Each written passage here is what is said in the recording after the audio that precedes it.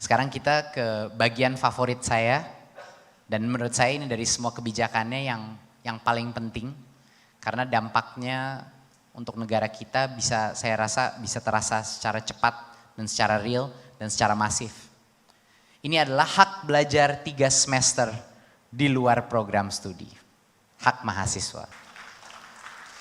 Oke. Bayangkan semua mahasiswa kita, S1 kita, itu suatu hari harus berenang ke suatu pulau di laut terbuka. Pada saat ini semua perenang-perenang kita itu hanya dilatih satu gaya saja. Gaya bebas misalnya. Satu gaya itu adalah prodinya dia. Satu prodi 100% dari semuanya di satu prodinya. Dan juga dia hanya dilatih di kolam renang. Kolam renang itu kampus. Saat ini semua mahasiswa kita hanya belajar satu disiplin, lalu dia latihan berenang yang nantinya harus di laut, cuman di kolam renang yang aman. Yang ada berbagai macam alat-alat keamanan, nggak ada ombak, nggak ada arus, nggak ada cuaca. Jadi bagaimana pada saat dia nanti nyebur di laut terbuka, dia bisa survive. Kita ingin merubah program S1 itu adalah untuk dia belajar berbagai macam gaya berenang. Dia belajar gaya katak, dia belajar cara ngapung, dia belajar berbagai macam ilmu berenang. Dan jangan cuman berenang di kolam renang, karena kondisi laut itu sangat bervariatif. Sehingga kenapa nggak kita juga sekali-sekali melatih dia di dalam laut yang bebas. Di mana banyak sekali variability, banyak sekali kondisi untuk melatih kemampuan adaptif dia. Inilah sebenarnya tujuan dari 3 semester di luar prodi ini. Untuk merubah kepada sistem S1 yang bisa benar-benar mempersiapkan mahasiswa kita untuk berenang di laut terbuka, yaitu dunia yang nyata. Next. Mana sih profesi zaman sekarang yang yang hanya menggunakan satu rumpun ilmu saja? Apa profesi zaman sekarang yang hanya menggunakan satu rumpun ilmu? Hampir tidak ada. Semua profesi di dunia yang nyata itu membutuhkan kombinasi dari beberapa disiplin ilmu. Contoh, bagaimana kita menjadi insinyur yang baik kalau kita tidak hanya mengerti ilmu teknik, tapi juga ilmu desain. Bagaimana orang akan menggunakan produknya dia, mesinnya dia, dan lain-lain. Bagaimana menjadi pengacara corporate lawyer yang baik kalau kita cuma mengerti hukum, tapi tidak mengerti financial literacy, yaitu akuntansi, corporate financial literacy. Bagaimana menjadi sutradara yang baik kalau kita jago bikin film, tapi nggak bisa memasarkannya ke berbagai macam pendanaan, sumber pendanaan, produser, memasarkannya lewat channel online, digital, OTT, TV, dan lain-lain. Bagaimana mau menjadi arsitek yang baik kalau kita tidak mengenal behavioral psychology, yaitu sosiologi, cara orang berpikir, cara para komunitas hidup, dan lain-lain. Next. Kenyataannya sekarang, sedikit sekali proporsi, jadi mayoritas daripada anak-anak lulusan S1 berkarir akhirnya di tempat yang berbeda. Mayoritas berkarir di tempat yang berbeda. Ya, next. Jadi apa kebijakan kita? Ini adalah 8 semester dari mahasiswa S1. Dari 8 semester itu kami sebagai kementerian membijakkan untuk perguruan tinggi memberikan hak 3 semester dari 8 semester itu bisa diambil di luar prodi. Saya harus tekankan, ini bukan pemaksaan. Kalau mahasiswa itu ingin 100% di dalam prodi itu adalah hak mereka. Ini hanya opsinya untuk mahasiswa. Tapi adalah suatu kewajiban bagi perguruan tinggi untuk memberikan opsi tersebut. Ngerti perbedaannya? Untuk mahasiswa, ini merupakan kebebasan mereka boleh memilih, mengambil sampai dengan 3 semester di luar prodi dia, tapi tidak dipaksakan, itu opsi bagi mahasiswa, terserah dia.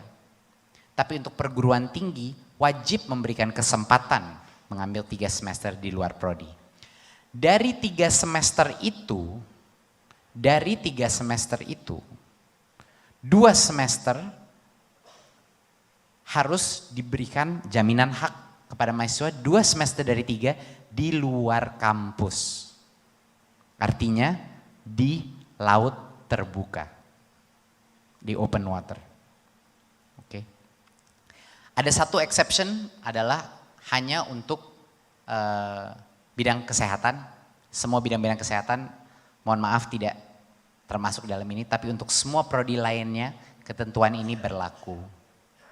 Apa aja sih contoh-contoh kegiatan yang bisa dilakukan? Kementerian beserta dengan rektor dua-duanya boleh melampu hijaukan atau meng-approve suatu program di luar kampus. Ya, dua-duanya kementerian dan rektor berhak meng-approve program-program di luar kampus. Contohnya seperti apa? Magang, praktek kerja. Bisa mengajar di salah satu sekolah di daerah terpencil. Melakukan research, membantu dosen melakukan project research.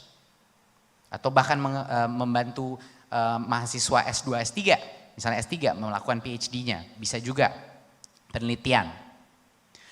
Mahasiswa itu bisa bekerja sama dengan dosen untuk menciptakan salah satu kurikulumnya sendiri, suatu project independent study. Mereka bisa berkontribusi di desa selama 1 semester bahkan 1 tahun untuk melakukan proyek desa. Tukar belajar antara universitas dan mancanegara. 1 semester abroad, 1 tahun abroad bisa. Entrepreneurship. Siswa itu ingin merintis suatu startup dibina oleh dosen, itu juga diperbolehkan. Jadi approval ini 2 pihak yang melakukannya, 1 rektor dan yang kedua adalah kementerian. Ya, kita akan membuka. Ini penting sekali. Kayak gimana sih contoh-contoh permutasinya? Ada anak mungkin mau magang 6 bulan di startup. Lalu dia mengajar di SD di Sulawesi 6 bulan lagi. Lalu dia ingin melakukan research berdasarkan experience dia mengajar dengan satu dosen favoritnya dia. Ada anak mau magang di bank. Lalu dia melakukan pertukaran pelajaran di universitas di Singapura yang khusus mengenai banking atau finance. Ada anak, dia melakukan pertukaran pelajar di Australia, di situ dia jatuh cinta dengan teknologi. Akhirnya dia kembali 6 bulan berikutnya dia menggunakan merintis suatu startup fintech, tapi kurang sukses startupnya, akhirnya dia kerja mau magang di salah satu startup fintech untuk belajar dulu. Sebelum mungkin melanjutkan entrepreneurship-nya dia. Ada berbagai macam permutasi yang bisa dilakukan. Dan ini nggak semuanya harus nyambung ya. Dia bisa bolak-balik. 1 semester di kampus lagi dan itu terserah rektor bagaimana mengaturnya. Itu adalah prerogatif rektor bagaimana mengaturnya. Jadi kita ingin menciptakan dunia baru. Di mana yang namanya S1 itu adalah hasil dari gotong royong seluruh aspek dari masyarakat. Bukan hanya perguruan tinggi yang sekarang bertanggung jawab atas pendidikan anak-anak mahasiswa kita. Perusahaan harus berlomba-lomba melakukan joint curriculum, joint recruitment dengan universitas. Perusahaan juga sekarang yang tadinya susah sekali untuk mereka tertarik dengan internship karena KKN tadinya cuma 1-2 bulan. Sekarang dengan adanya 6 bulan bahkan bisa sampai 1 tahun, tiba-tiba hampir semua industri yang saya berbicara mengenai policy ini langsung melek. Dan mereka ingin membuka untuk memasukkan anak-anak terbaik ke dalam program-program manajemen trainee mereka dan lain-lain. Organisasi nirlaba kelas dunia yang punya misi-misi sosial, misi-misi SDG. Yang terpenting bisa meluncurkan berbagai macam magang dan juga proyek-proyek di dalam universitas. Perguruan tinggi kelas dunia pun harus berpartisipasi, harus ada perkawinan massal antara QS Top 100 dengan universitas kita. Karena exchange program ke luar negeri dan exchange program di antara kampus-kampus Indonesia itu harus terjadi untuk mencapai hak mahasiswa itu. Saya yakin setelah keluar dari presentasi ini, begitu banyaknya rektor bakal harus ngumpul-ngumpul sama rektor lain. Untuk langsung melakukan berbagai macam deal making untuk exchange program. Nah, inilah yang akan memecahkan silo-silo di dalam perguruan tinggi kita sekarang. Dan akhirnya memecahkan paradigma bahwa pendidikan itu hanya tanggung jawabnya unit pendidikan, yaitu perguruan tinggi. Karena itu salah, ini tanggung jawab kita semua sebagai masyarakat. Dan inilah pembebasan SKS ini adalah suatu kebijakan yang akan memaksakan perbauran itu. Yang akan memaksakan berbagai macam elemen masyarakat berkontribusi terhadap pendidikan mahasiswa Indonesia. Next. Saya ingin menunjukkan sedikit video. Ini adalah suatu KKN, hasil KKN, program KKN UGM di tahun 2018 di Papua. Silakan.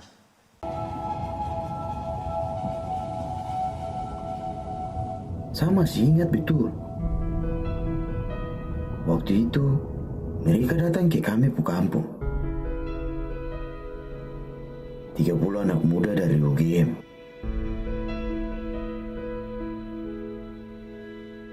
Datang bagi pengetahuan baru untuk semua di sini.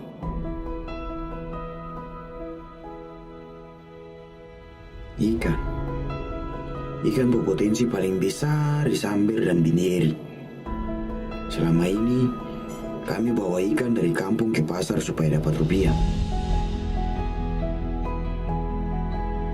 Tapi mereka ajarkan hal lain. Ajar cara kasih panjang ikan pun nafas supaya jadi rupiah yang tebal dan tahan lama di kami bu kantong. Selain hasil laut, mereka juga ajar kami cara kelola dana desa yang baik dan mantap. Ada juga tentang pentingnya pendidikan demokrasi dan pemberdayaan sapu mama di kampung. Tidak lupa juga, mereka datang ke rumah-rumah untuk lihat kami bu kesehatan. Terus, mereka juga kasih ingat kembali tentang cara hidup sehat. Pokoknya senang sekali ketemu mereka. Pendidikan di Samber dan Binieri katanya sudah mulai berkembang, tapi adik-adik bersemangat di sini masih kurang. Itu yang bikin adik-adik rasa malas buat belajar.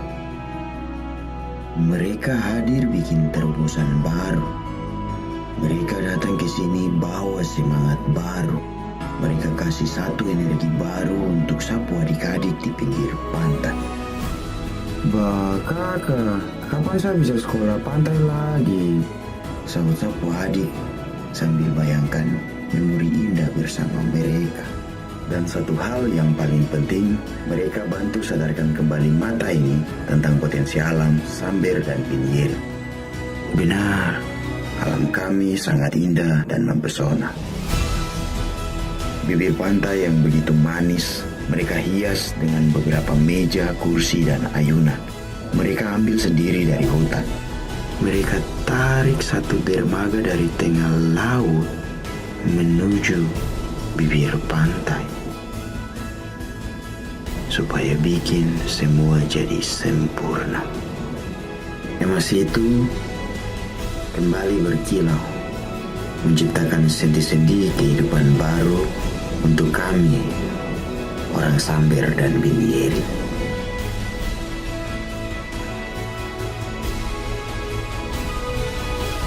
Kasumasa, itu yang keluar dari mereka pu bibir ketika menutup perjumpaan yang paling berarti ini. Sebatang emas berhasil mereka poles kembali, dan sekarang Samber dan Binieri menjadi bersinar dan penuh harapan. Kasumasa kakak, kasumasa.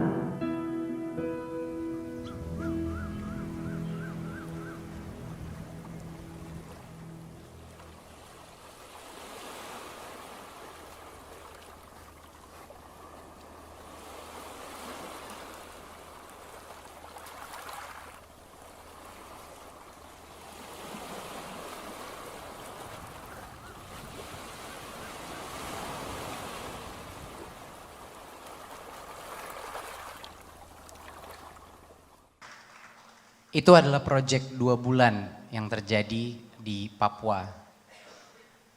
2 bulan. Bayangkan apa yang bisa dicapai dalam waktu 6 bulan. Bayangkan apa yang bisa dicapai dalam waktu 1 tahun. Dengan anak-anak mahasiswa terbaik dari seluruh Indonesia. Gotong royong, membantu belajar dan berdampak sosial langsung. Memecahkan permasalahan, bukan teoritis tapi permasalahan yang benar-benar ada. Dan juga berinteraksi dengan berbagai macam adat, suku, perspektif sosioekonomi Indonesia untuk memecahkan masalah yang real. Bapak-bapak dan ibu-ibu, inilah yang namanya pendidikan. Ini adalah pendidikan yang problem focused. Pendidikan yang secara otomatis akan melakukan penguatan karakter.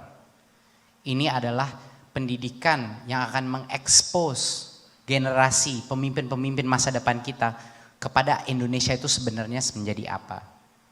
Setiap kali saya menonton video itu saya terharu. Karena saya bisa membayangkan alangkah powerfulnya mahasiswa kita kalau kita kerahkan memecahkan masalah yang real di luar situ. Itu adalah esensi daripada kampus Merdeka dan itu adalah esensi dari Merdeka Belajar. Wassalamualaikum warahmatullahi wabarakatuh.